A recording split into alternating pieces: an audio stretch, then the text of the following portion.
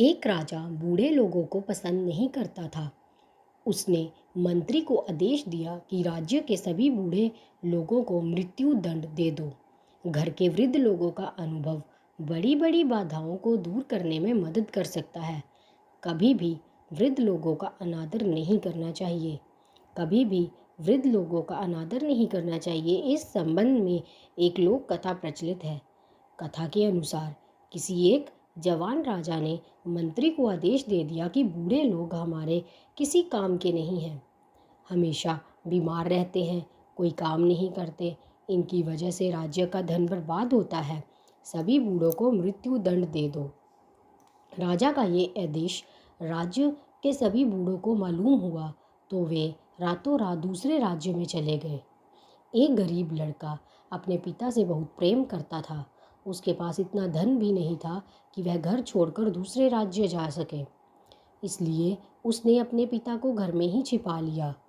कुछ ही दिनों के बाद उस राज्य में अकाल पड़ गया। राजा को समझ नहीं आ रहा था कि अब प्रजा के खाने की व्यवस्था कैसे की जाए। उन दिनों भीषण गर्मी भी पड़ रही थी। गरीब लड़के ने अपने बूढ़े पिता से अकाल से निपटने का उपाय पूछा। उसके पिता ने कहा कि राज्य से कुछ ही दूर ही हिमालय स्थित था।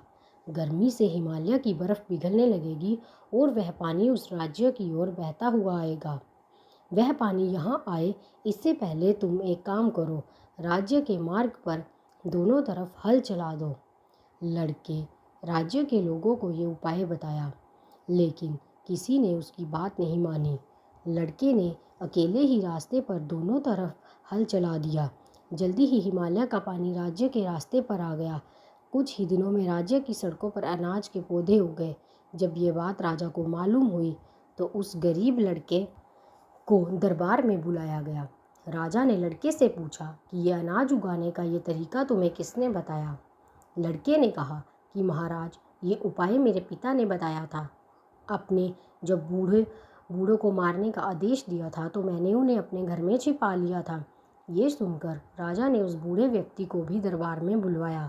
बूढ़े व्यक्ति ने राजा से कहा कि महाराज, हमारे राज्य से लोग अपने खेतों से अनाज अपने घर ले जाते थे और कुछ लोग दूसरे राज्य अनाज बेचने जाते थे, तो अनाज के कुछ दाने रास्ते के दोनों ओर गिर जाते थे। जब मेरे बेटे ने रास्ते की दोनों तरफ हल चलाया और हिमालय का पिघला हुआ पानी वहां पहुंचा तो वो दाने अंकुरित हो गए और अनाज आ गया। बूढ़े व्यक्ति की ये बात सुनकर राजा को अपने आदेश का बहुत पछतावा हुआ और राज्य से गए हुए सभी बूढ़े लोगों को वापस अपने राज्य में बुला लिया।